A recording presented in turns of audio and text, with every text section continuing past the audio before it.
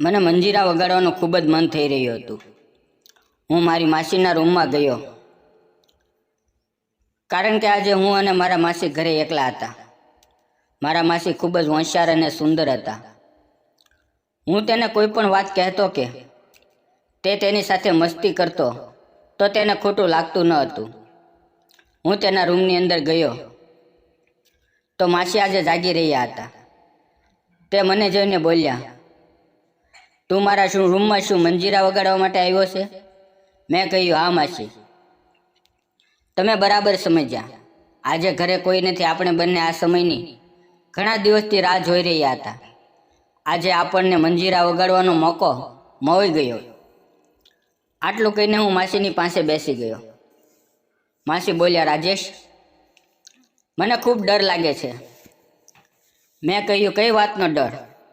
તો તે કહેવા લાગ્યા, એ જ વાતનો કે આપણે બંને મંજીરા વગાડીએ છીએ તેની કોઈને ખબર ન પડી જાય. મેં કીધું, માસી તમે નકામા ડરો છો. આપણે બંને મંજીરા વગાડીએ તે વાત આપણા બંને સિવાય બીજું કોઈ જાણતું નથી. માસી બોલ્યા, સારું, તું મને પહેલાં એ જણાવ કે તે બીજા કોઈ સાથે મંજીરા વગાડ્યા છે? મેં માસીને કહ્યું, જો મેં ક્યારેય બીજા કોઈ સાથે મંજીરા વગાડ્યા હોત તો હું આટલા દિવસથી તમારી પાછળ મંજીરા વગાડવા માટે ન પડ્યો હોત. તો માસી કહેવા લાગ્યા કે મેં પણ ક્યારેય મંજીરા વગાડ્યા નથી, એટલા માટે મને થોડોક ડર લાગે છે. મેં માસીને કહ્યું, અરે માસી, આપણે બંને થોડું કંઈ ખોટું કામ કરીએ છીએ કે તમે આટલા બધા ગભરાઈ રહ્યા છો? અમે બંને ઘણા દિવસથી મંજીરા વગાડવા માંગતા હતા, પરંતુ અમારા પ્રોગ્રામમાં કોઈને કોઈ મુશ્કેલી પડી જતી હતી. આજે ઘરે કોઈ નહોતું. અમે આ પ્રોગ્રામની તૈયારી 2 મહિનાથી કરી રહ્યા હતા. 2 મહિના પહેલાં મારા માસી અમારા ઘરે રહેતા નહોતા. હું તેના ઘરે ફરવા માટે થોડા સમય માટે ત્યાં રોકાણો હતો. એક સાંજે અચાનક મારી આંખ ખુલ્લી ગઈ તો મને બાજુના રૂમમાંથી મંજીરાનો અવાજ આવવા લાગ્યો. તે રૂમ મારા માસીનો હતો. મંજીરાનો અવાજ સાંભળીને મારી એક એક નસ ખેંચાવા લાગી. મને એમ થયું કે માસીને મંજીરા વગાડતા મારી સગી નજરે જોઉં. ધીમે ધીમે હું મારા રૂમમાંથી બહાર આવ્યો અને હું મારા માસીના રૂમ પાસે પહોંચ્યો તો તેણે મંજીરા વગાડવાનું બંધ કરી દીધું. તેને ખ્યાલ આવી ગયો હતો કે હું જાગું છું. પછી ફરી વખત માસીએ મંજીરા વગાડ્યા નહીં, એટલે હું મારા ખાટલા ઉપર જઈને સૂઈ ગયો. સવારે માસી મારી માટે ચા લઈને આવ્યા. આજે તેણે બ્લેક કલરની સાડી પહેરી હતી અને તે ખૂબ જ સુંદર લાગી રહ્યા હતા. મેં માસીને કહ્યું, માસી તમે ખૂબ સુંદર લાગો છો. તો માસી કહેવા લાગ્યા કે આજે તું મારા વખાણ કરીને શું કરવા માંગા છો? તો મેં માસીને કહ્યું કે વિચાર તો ઘણો બધો છે, પણ શું કરું, તમારી રજા નથી. મારી વાત સાંભળીને માસી હસવા લાગ્યા અને બોલ્યા, રજા તો હું આપીશ, પણ તારે મારું પહેલાં એક કામ કરવું પડશે. મેં કહ્યું, શું કામ? મારે શું કામ કરવું પડશે? તે થોડી વાર માટે ચૂપ રહ્યા. ત્યાં અચાનક મારા માસા આવી ગયા અને તે માસીને કહેવા લાગ્યા કે સાંભળો, આજ મારા કપડાં પેક કરી નાખજે, કારણ કે મારે બહાર ગામ જવાનું છે. હું વિચારવા લાગ્યો કે જો માસા 2-4 દિવસ બહાર જશે તો ઘરે હું અને મારા માસી રહીશું, એટલે માસી સાથે મંજીરા વગાડવાનો સરસ મોકો મળી જશે.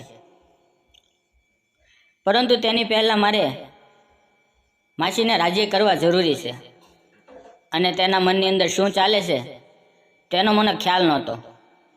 બીજે દિવસે સવારે માસી મારા રૂમમાં આવ્યા અને કહેવા લાગ્યા કે જલ્દી ઊભો થાને, તારા માસાને બસ સ્ટેન્ડ સુધી મૂકીને આવ. હું જલ્દી તૈયાર થઈ ગયો. તો માસી કહેવા લાગ્યા, શું વાત છે, આજે તું ખૂબ જ ખુશ લાગા છો? મેં કહ્યું, મારા માસા પાછા ક્યારે આવવાના છે? તો માસી બોલી, તે 3-4 દિવસ પછી આવશે.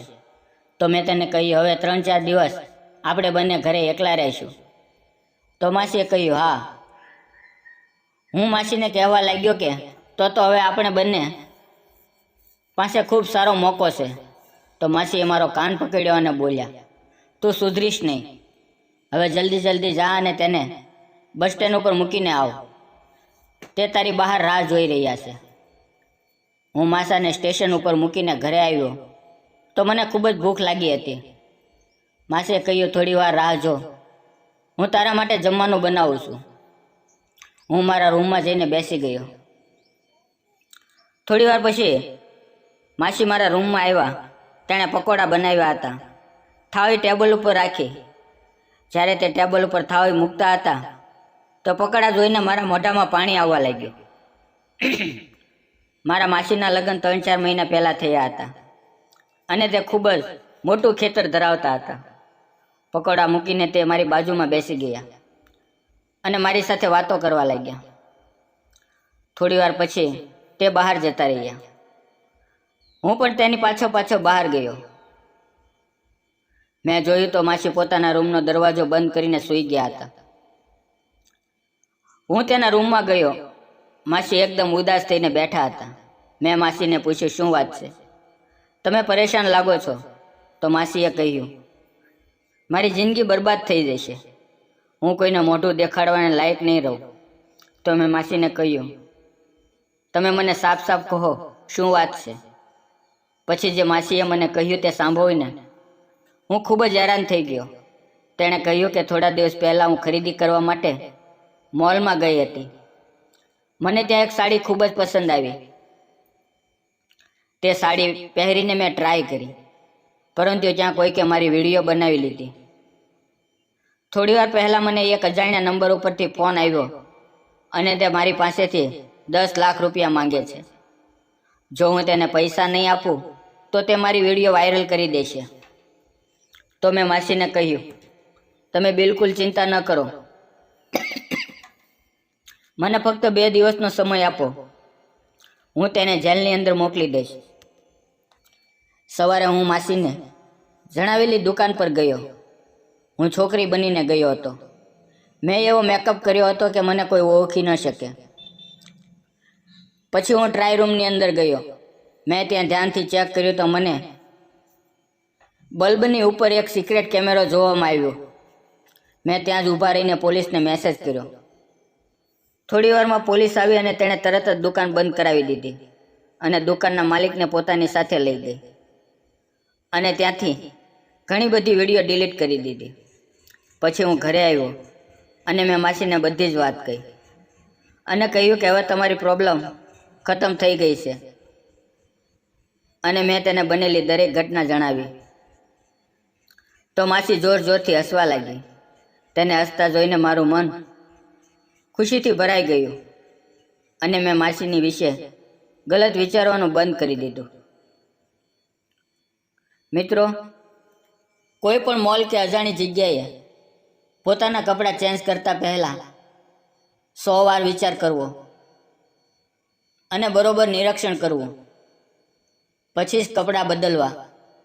અને જો તમને કોઈ વિડીયો વાયરલ કરવાની ધમકી ભરેલા ફોન કરે તો તરત જ પોલીસને જાણ કરવી. મિત્રો, વિડીયો પસંદ આવ્યો હોય તો વિડીયોને લાઈક અને ચેનલને સબસ્ક્રાઈબ જરૂર કરજો. ફરી મળશું એક નવા વિડીયોમાં. ત્યાં સુધી આવજો. વિડીયોમાં આવેલા નામપાત્ર અને ઘટના ફક્ત કાલ્પનિક હતા. તેનો કોઈ પણ વ્યક્તિ સાથે સંબંધ નથી. વિડીયો પૂરેપૂરો જોવા બદલ આપ સૌનો ખૂબ ખૂબ ધન્યવાદ.